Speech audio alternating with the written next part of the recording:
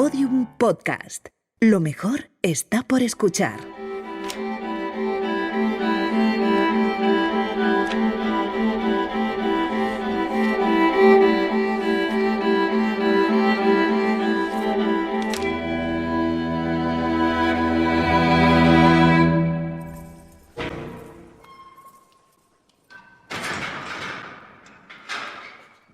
Queridísima cariña mía, he recibido el paquete ilusionado por si mandabas alguna cartita, pero veo que no, y lo que veo es que la que te mandaba ha vuelto toda borrada por el lavado, con lo que a mí me cuesta hacer esta letrita.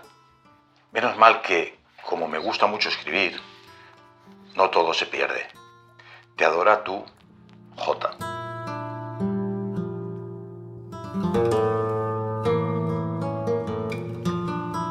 Cariñísima mía, te escribo sin gana porque sé que este papelito dormirá eternamente en su escondite. Qué ganas tengo de salir de aquí y veros. Estoy un poco más tranquilo. Si hubiera continuado en el plan de los primeros días me hubiese muerto. Dios aprieta pero no ahoga. Adiós, cariña. Cuídame mucho a los nenitos. Quiérelos por los dos.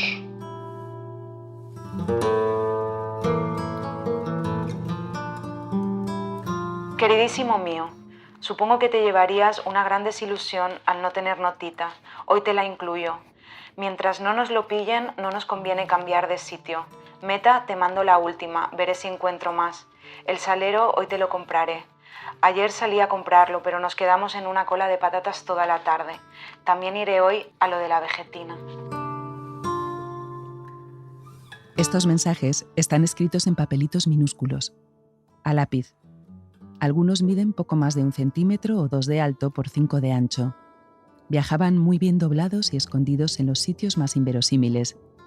Un plátano, el dobladillo de un pantalón, una cáscara de nuez. Cariña mía, no me mandes notitas en los botellines de cristal como quedamos porque a un preso le han encontrado una. Estoy muy triste e inquieto. Queridito mío, te mando comida para 2 días. Dime lo que te hace falta. Yo veré si me arreglo con alguien para subir cada día una. Ayer subimos en un auto con los nenes por si te veíamos. Nos llegó paquete con arroz y habichuelas y 100 pesetas. Te abraza tu Cari.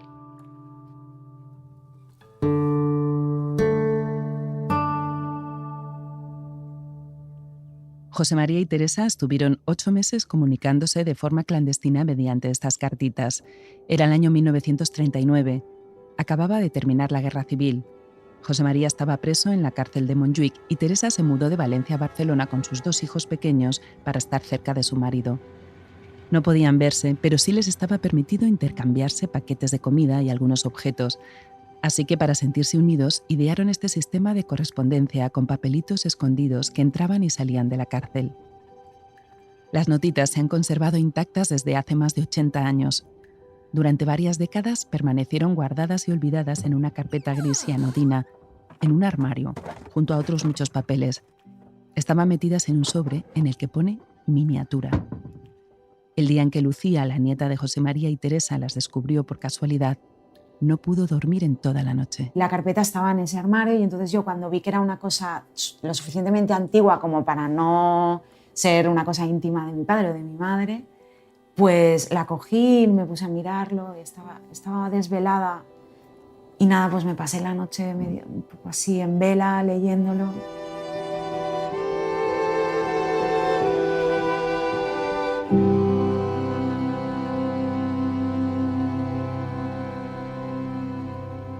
De eso hace ya más de 20 años. Entonces Lucía era aún una adolescente, pero ya aquella noche supo que tenía que salvar del olvido las cartas de sus abuelos, fijarlas, convertirlas en un libro. Y el día que ese libro llegó a mis manos, supe que quería contar esta historia, o más bien supe que quería conocer a sus protagonistas, para que la contaran conmigo.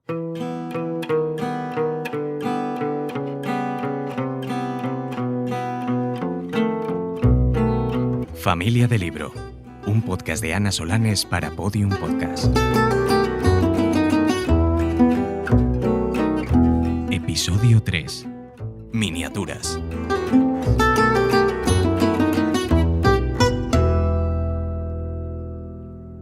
No tengo ningún recuerdo de mis abuelos, pero me gusta pensar que mi abuela me tuvo entre sus brazos. Aunque Lucía era solo un bebé cuando sus abuelos murieron, ha convivido tanto con sus fotos, con sus objetos y con los escritos que dejaron, que es como si siempre los hubiera tenido cerca. Para una niña que ya pensaba en ser escritora, el descubrimiento de aquellas notitas determinó también su vocación de editora y de librera.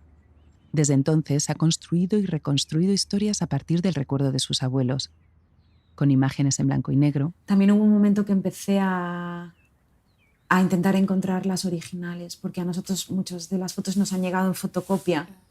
Y entonces, pues cada vez que íbamos las veces que nos veíamos en Navidad en casa de mi tía Conchino, siempre que veía una copia original intentaba pues robarla.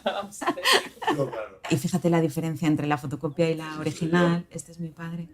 Y esta foto original, no sé quién la tiene, nadie la tiene. Y es increíble, sí. Ha reconstruido su historia con películas de Super 8 que Lucía convirtió en imágenes fijas para poder observar cada detalle. Hay 3 películas de Super 8 donde yo vi a mis abuelos, que es esta paella en el campo. Y les ha añadido olores.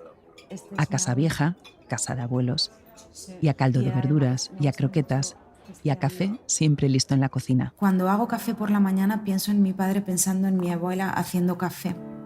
Las historias de sus abuelos se cuentan también con palabras antiguas que ya casi nadie usa. Vegetina, meta, alcuza, con fotos de mujeres paseando agarradas del brazo y con objetos que siempre han estado ahí, como la agenda donde se apuntaba en pesetas hasta el más mínimo gasto semanal. Mira, Galerías Todo ya desapareció. Aquí en Valencia, antes del Corte Inglés, hubo los grandes almacenes, ¿te acuerdas, Jareño? Esos listados escritos con una perfecta letra picuda de colegio de monjas nos cuentan tanto de la España del franquismo como muchos libros de historia. La historia de los abuelos se cuenta con todo eso, pero sobre todo con la voluntad de un hijo y una nieta, de Enrique y Lucía, por preservar su memoria. Y eso nos lleva de vuelta a la carpeta gris y a las miniaturas. Encontré esa carpeta en un armario que teníamos en el pasillo de nuestra antigua casa, y que en aquel armario, aparte de la ropa de mi padre, había, no sé, el Belén. Es uno de esos armarios que guardas cosas que sacas una vez al año. También había cosas de esas que yo de vez en cuando me acordaba y me apetecía ver, como las cintas de cassette, las diapositivas. Era la primera vez que se quedaba sola en casa. Lucía abrió el armario como hacemos a veces cuando abrimos ese cajón o ese álbum de fotos que sabemos que nos van a llevar de viaje a un pasado que nos apetece visitar, como si fueran una máquina del tiempo.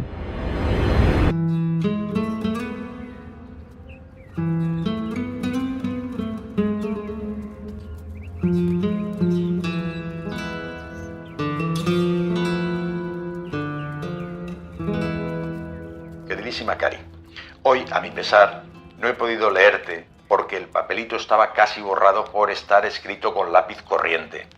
Cómprate uno como el mío. Calculo que también te llegará borroso alguna vez porque se borran al plegarlos y esconderlos tanto. Queridísimo mío, voy a ver si tus hijos me dejan escribirte un poco más porque son de lo más pesado que he visto. Hoy no he querido salir, he querido descansar un día, con lo poquito que me gusta salir si no te llevo del brazo, y desde que estás ahí dentro aún no me he quedado en casa ni un solo día. Qué envidia me dan todas las parejas que veo por la calle. ¿Cuántos pelos tiene este papel? Pero Lucía no imaginaba que lo que iba a descubrir esa noche iba mucho más allá que un simple viaje a otra época. No, me dio mucha impresión, recuerdo tener mucha impresión, pero sobre todo de la sensación de ser consciente de que había tenido unos abuelos con una historia. Bueno, de estar viendo a 2 personas que también fueron novios, que también sufrieron. Y entonces me entró una especie de casi una obsesión, diría, porque no me puse a preguntar tampoco, era una cosa como muy mía. No dijo nada, solo le dejó una nota a su padre en el banco de la cocina. Bueno, hay familias que no, y a veces nosotros lo decimos, hay familias que se dicen las cosas y nosotros tampoco, que no somos de decir te quiero, pero somos de hacerlo con unas croquetas. En casa de los Bonet, la cocina es siempre el lugar de reunión y la comida es una forma, quizá la forma, de expresar las emociones. Igual que hacían los abuelos Teresa y José María, cuando en sus cartitas desde la cárcel podían juntar en una misma frase el dolor de estar separados con el encargo de media docena de huevos.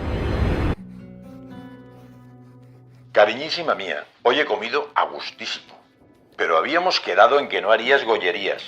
Encantado con el café y la mantequilla, pero en su lugar bien habrías podido mandar una alcuza de aceite, que es más barato y que resulta lo mismo. Cuando te venga bien, mándame queso, media docena de huevos crudos y 20 pesetas para tabaco y sellos. Queridito mío, ayer no me dieron saquito y, como es de suponer, quedé despagada y preocupada por si nos lo habían pescado. Dime si la silla la quieres pequeña o grande. He visto una banqueta pequeña y flojita, con respaldo, a 9,80 pesetas y una sin respaldo, pero más fuerte, a 4,60 pesetas. Me voy al hospital con C. Hasta mañana. Te quiere con el alma, tu Cari. La mantequilla no era para guisar, hoy te mandaré aceite.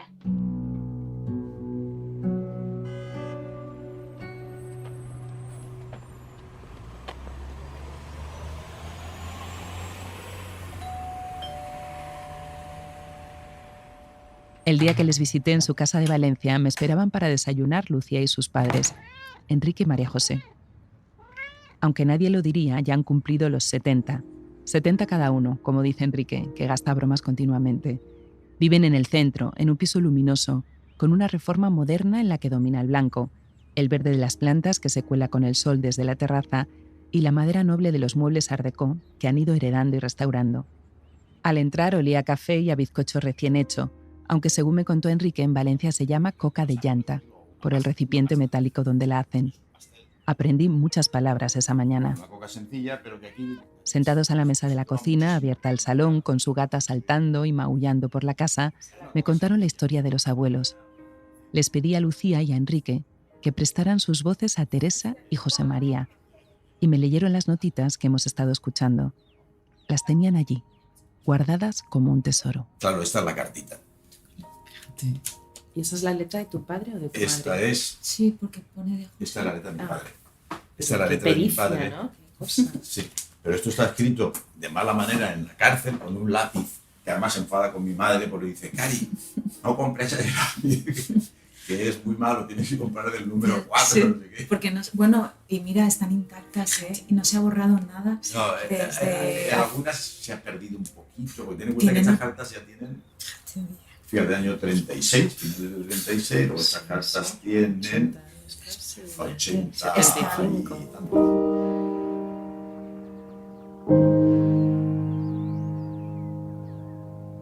Entonces eres tú el que cuentas que Lucía te dijo como que habías entendido lo que era el amor. Eso es lo que le escribió Lucía a su padre en la nota que le dejó la noche que encontró las cartas. Eso. Qué vergüenza de frase. No, es una frase de una persona adolescente oye, que dice que cursilería nada, que había descubierto lo que significaba el amor, lo que era el amor, claro, leyendo esas cartas.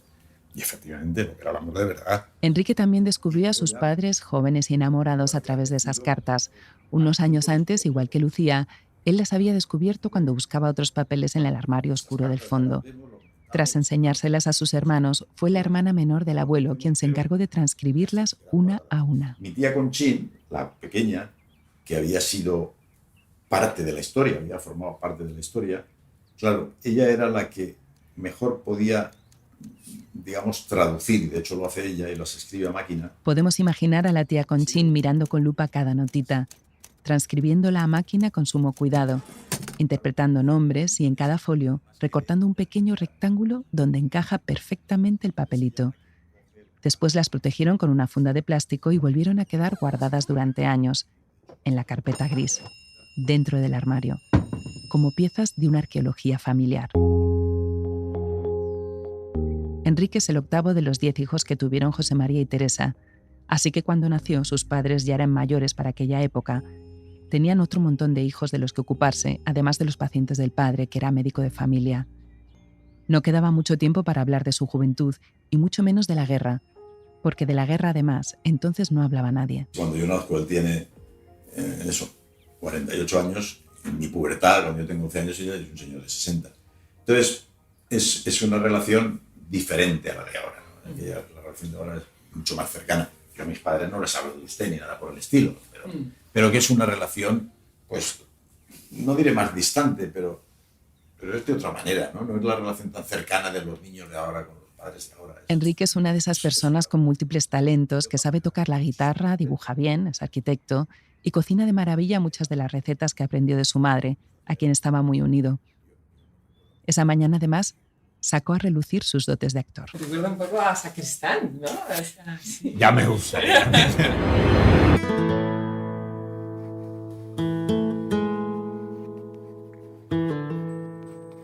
Cariña mía, dentro de poco darán paseo. Si fuera paseo con vosotros, qué a gusto iría. Pero aquí me da completamente igual. Ahora mismo bajaré el paquete para que lo recojas mañana. Ya han dado paseo, pero la gente de mi celda se queda. Con lo que a mí me gusta estar solo. Queridísimo mío, en casa continuamos igual, con una serie de pulgas horrible. La ropa de noche aún no hemos acabado de ponerla limpia. Aparece toda llena de picaduras. No quieres saber, es un asco, ya no sabes qué hacer para exterminarlas. La nena ha probado varias clases de papillas, pero no tiene ganita de comer y está bastante más delgada. Se acabó el papel y llora mucho. Hasta luego.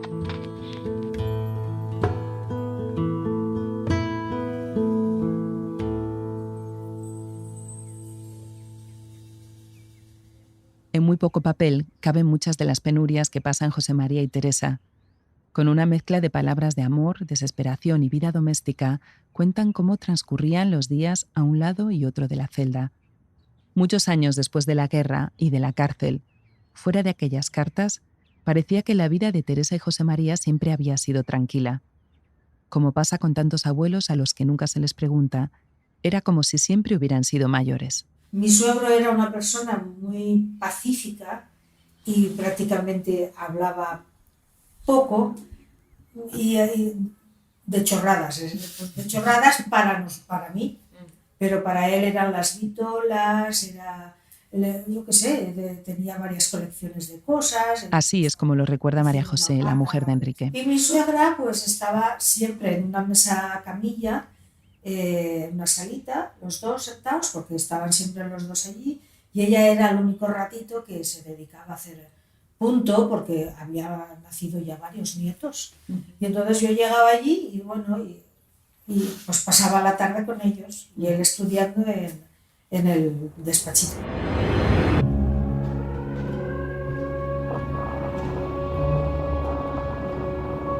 Nadie imaginaba las peripecias que vivió el abuelo hasta terminar en la cárcel de Montjuïc. Cuando estalló la guerra, José María estaba en un balneario de la montaña de Barcelona, recuperándose de la tuberculosis que padecía. Estaba muy débil, pero como era médico militar, tras el golpe de Estado de Franco, tuvo que incorporarse a filas. Cambió de destino muchas veces. En cada uno corrió el riesgo de ser detenido o fusilado, pero cada vez conseguía salvarse de forma casi milagrosa. Su hermano Germán, también médico, no tuvo tanta suerte y le mataron al principio de la guerra.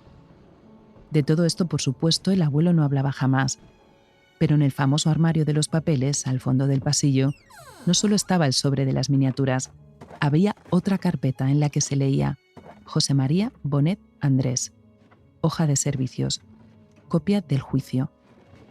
Ahí estaba todo lo que no habían contado a sus hijos. La declaración jurada de mi abuelo está guardada en una carpeta en la que pone personal. Está escrita a máquina y tiene 14 páginas. Y con esas 14 páginas en la mano y con la cartilla militar de su padre que también encontró allí guardada, Enrique se encerró en el estudio que tiene en casa. Durante varios meses se sumergió en una investigación para buscar cada nombre, cada cargo, cada destino que allí aparecía.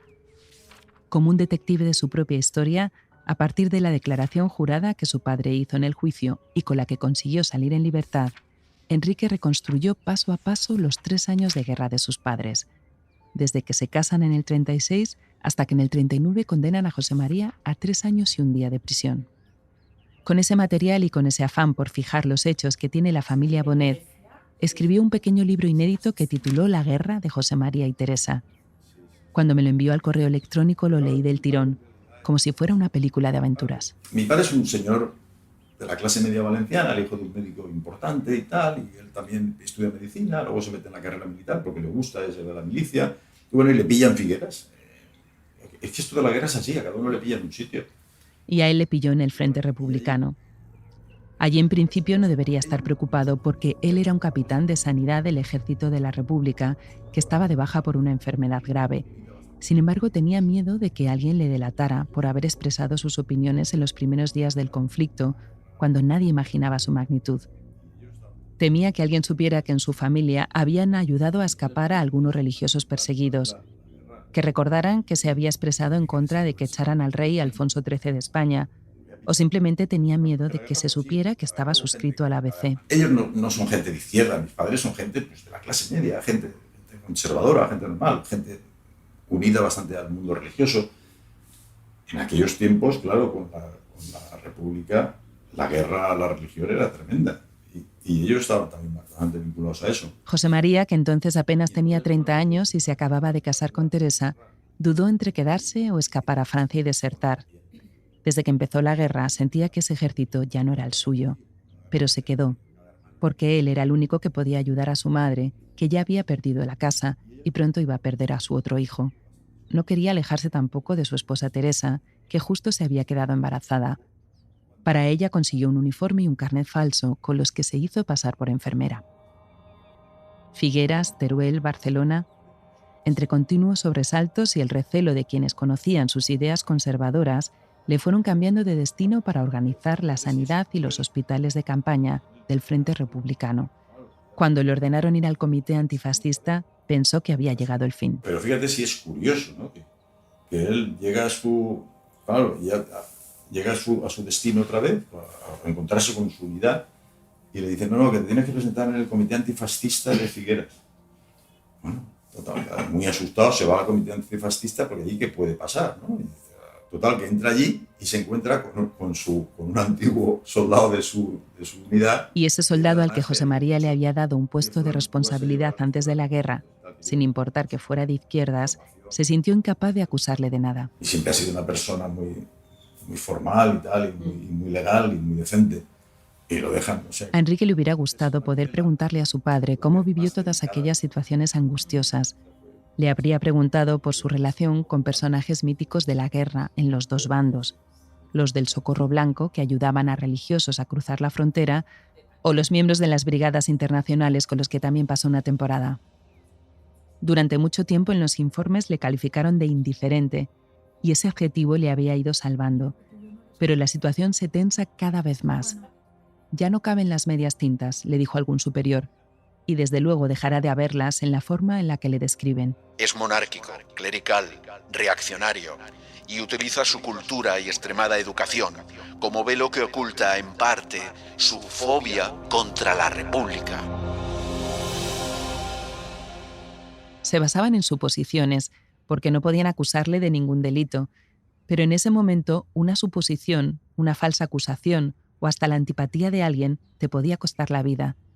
Mientras tanto, paradójicamente, le ascendían y hasta le nombraron sargento mayor, aunque siempre bajo sospecha. O sea, claro, si aquí lo que a mí realmente me sabe mal es no haber podido yo hablar con mis padres de esto, porque claro, después de ver todo esto, lo bonito hubiera sido poder hablar con ellos, pero nunca hablamos con ellos, porque no podía ser, claro, ya no estaban. Pero su padre nunca les contó nada. No les habló de la pena que ya no le abandonaría por no haber podido salvar la vida de su hermano Germán, ni de cómo pasó aquellos 3 años enfermo y sin apenas ver a Teresa y a sus 2 hijos nacidos durante la guerra. José María aguantó. Confiaba en que su tormento acabaría cuando terminara la guerra, pero no fue así. Cuando las tropas franquistas entraron en Barcelona, le condenaron a prisión preventiva. Ahí podía pasar cualquier cosa. De ahí salía gente condenada a muerte, gente salía libre y gente que salía como él a 3 años y un día. 3 años y un día, a la espera del correspondiente Consejo de Guerra. Ten en cuenta que a mi padre lo condenan por auxilio a la rebelión. Que manda narices que lo condenen por auxilio a la rebelión cuando la rebelión es la de Franco. Entonces, ¿cómo puede ser que Franco condene a un soldado que había estado en la República por auxilio a la rebelión? Oiga, condénele por otra cosa, pero por auxilio a la rebelión es que es un sarcasmo. María Teresa se muda a Barcelona con los 2 niños y la hermana de su marido, la tía Conchín, que entonces tenía solo 15 años. Alquilan habitaciones a una señora miserable en una casa inmunda. Hace frío, hay plagas, le roban la comida. Ha empezado la posguerra y nadie imagina aún lo dura que será. A ellos les quedan por delante varios meses de angustia y sus cartas les ayudarán a sobrellevarla.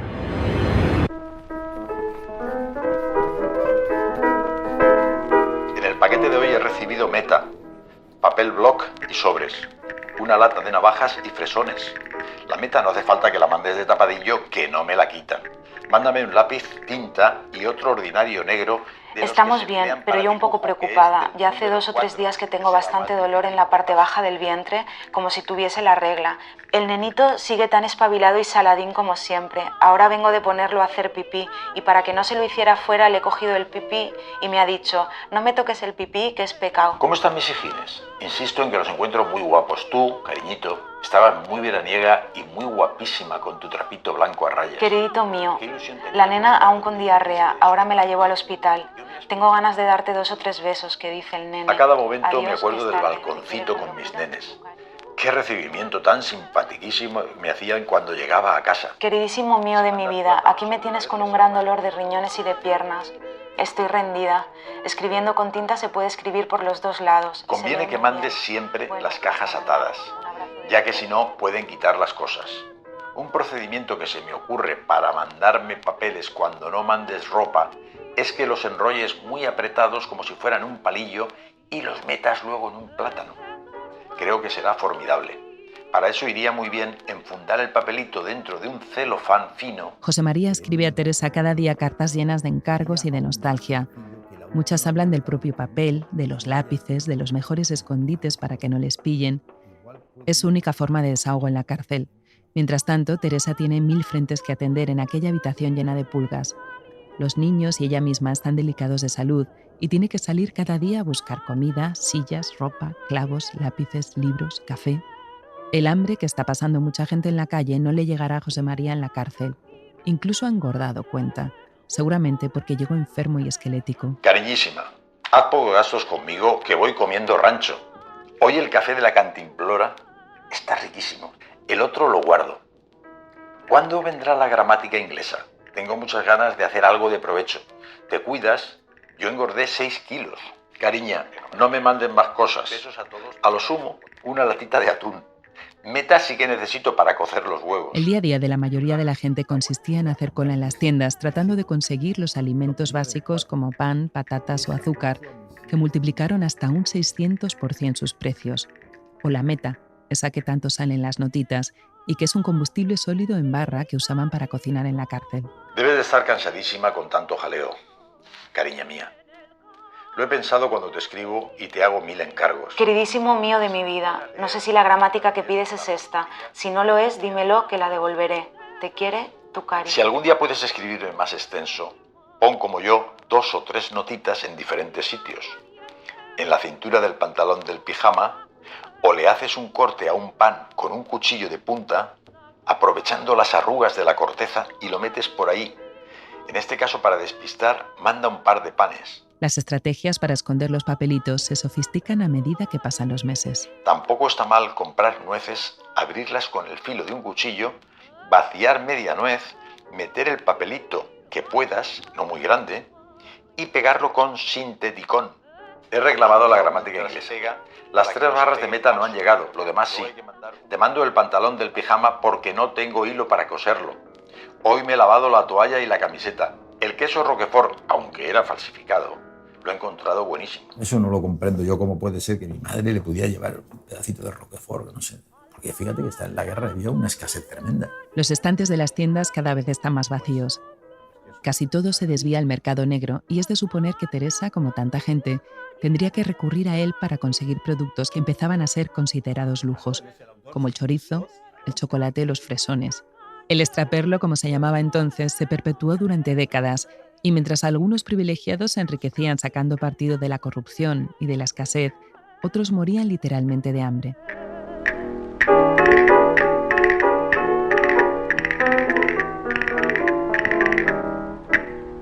Así pasan Teresa y José María 8 meses, cambiando palabras diminutas que hablan de supervivencia, de nostalgia, de café, de lápices, de besos, de escondites, de amor.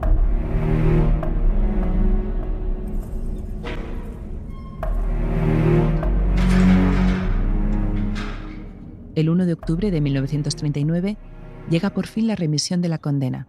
José María sale en libertad Su hijo Enrique imagina en su reconstrucción de la guerra de José María y Teresa cómo sería el reencuentro de sus padres a las puertas de la prisión de Montjuïc. En la puerta, escribe, le espera Cari con los dos pequeños. Se funden en un abrazo interminable mientras los niños los miran sin saber por qué lloran su mamá y ese señor que les resulta vagamente familiar.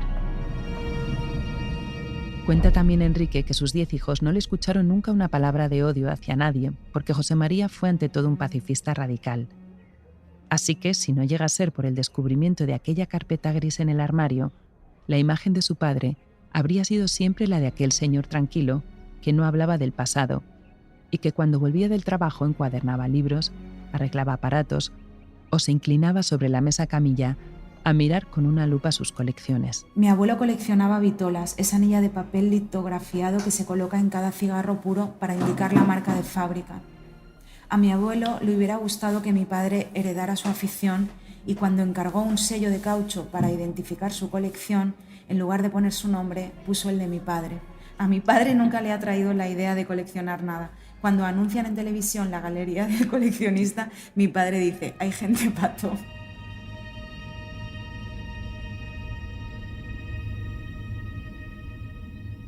Cuando tenía 47 años, Enrique sufrió un infarto. Se recuperó bien, pero de aquel susto le nació el impulso de escribir de nuevo. Escribir contra el olvido.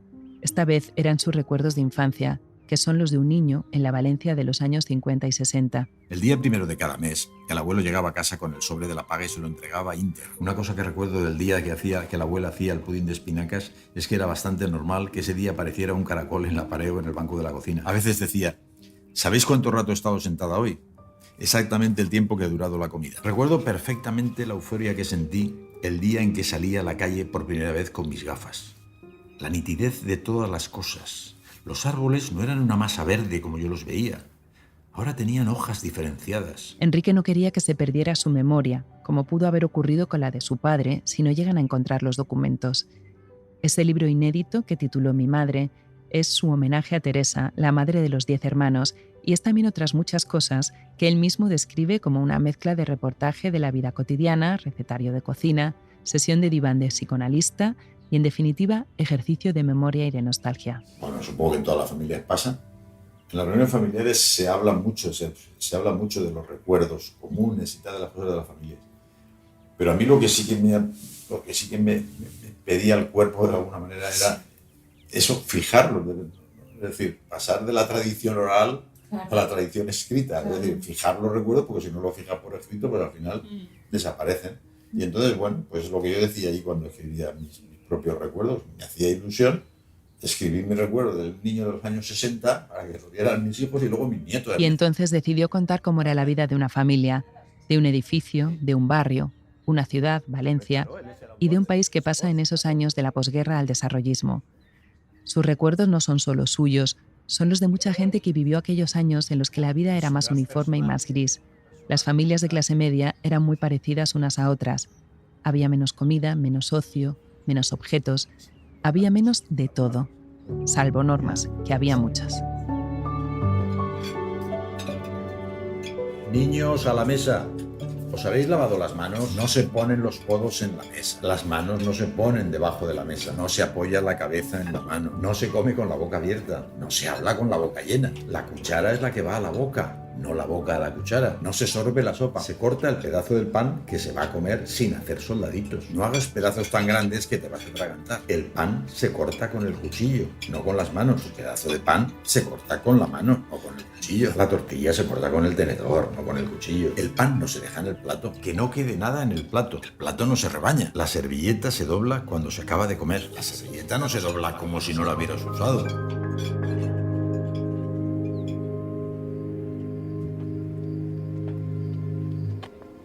Recuerdo que a veces acompañaba al abuelo a la calle por algún motivo. Tengo la imagen de ir juntos por la calle en invierno, ya de noche, él con su abrigo gris oscuro. Los recuerdos más entrañables de mi infancia los tengo vinculados al invierno, es verdad. Con algunos de esos recuerdos, como flashes de la memoria de su padre, junto con las cartas de los abuelos, fotos de algunos objetos y sus propios recuerdos de familia, Lucía editó un libro elegante y sutil, un poco como es ella misma y todo lo que edita, y lo llamó La voz del padre, la voz de la madre, porque dicen que las voces son lo primero que se olvida. Mi padre dice que grabó la voz de mi abuela en una cinta de cassette de color rojo. Parece ser que cuando nos cambiamos de casa la tiramos a la basura durante la mudanza. En la cocina de nuestra primera casa había un especiero giratorio de madera y porcelana.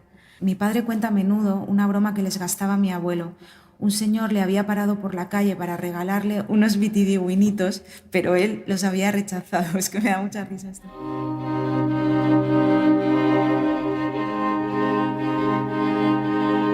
Cuando hace unos meses murió la tía Conchín y tuvieron que desmontar su casa, aparecieron sus cuadernos, que también estaban llenos de recuerdos de posguerra escritos con aquella letra perfecta de colegio de monjas. Mis recuerdos gastronómicos son estos: naranjas, malta, habas con vaina a las que llamábamos terciopelo, tortilla de patatas sin huevo y buñuelos de bacalao sin bacalao.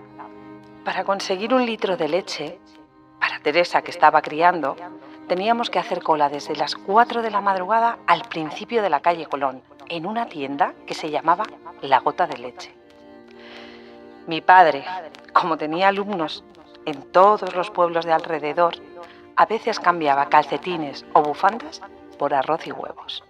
Los porteros fueron, con sus denuncias, los causantes de la muerte de muchas personas.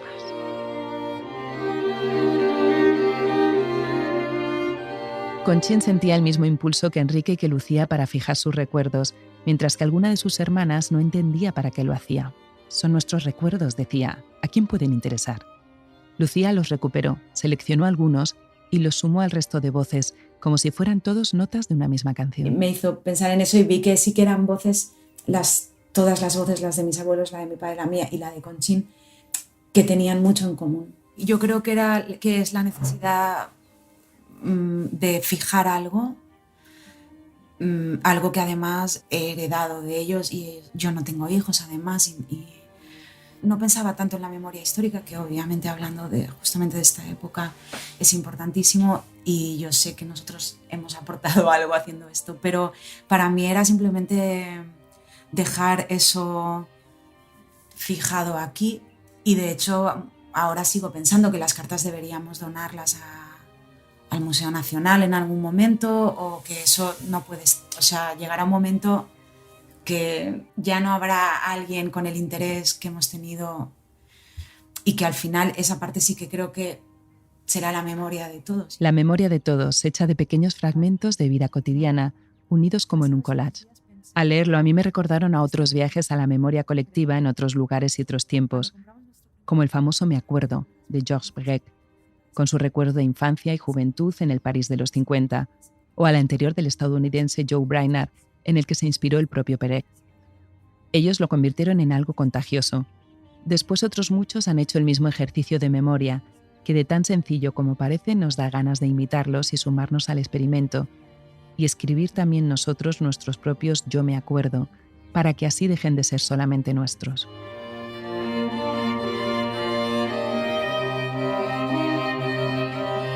Antes de escribir esta historia, cuando la he contado a algún amigo o a alguien cercano, me gusta esperar su reacción, porque muchas veces dicen: yo también tengo una historia parecida de mis abuelos, o a veces se lamentan y me dicen: ojalá hubiera preguntado cuando estaba a tiempo.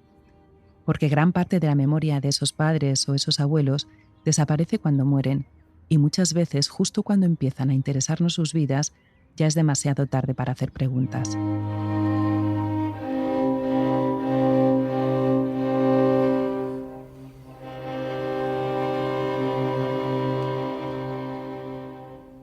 Lucía no pudo hacer preguntas, pero siempre agradece a sus padres que le permitieran abrir los armarios y mirar y rebuscar en los cajones. Quién sabe si al escuchar esta historia muchos se decidan a preguntar a los abuelos o a los padres, si es que aún están a tiempo, y otros a abrir esos cajones, reales o imaginarios, esos donde se guarda la memoria de lo que somos.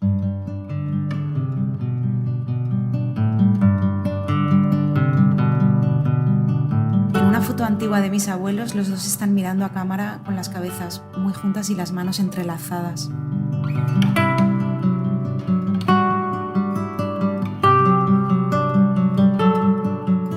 Familia de Libro es una producción original de Podium Podcast. El guión, la dirección y la narración son de Ana Solanes. El diseño sonoro es de Elizabeth Bua. De la edición se encargó Ana Rivera y de la producción ejecutiva Lourdes Moreno Cazalla. Gracias por escucharnos.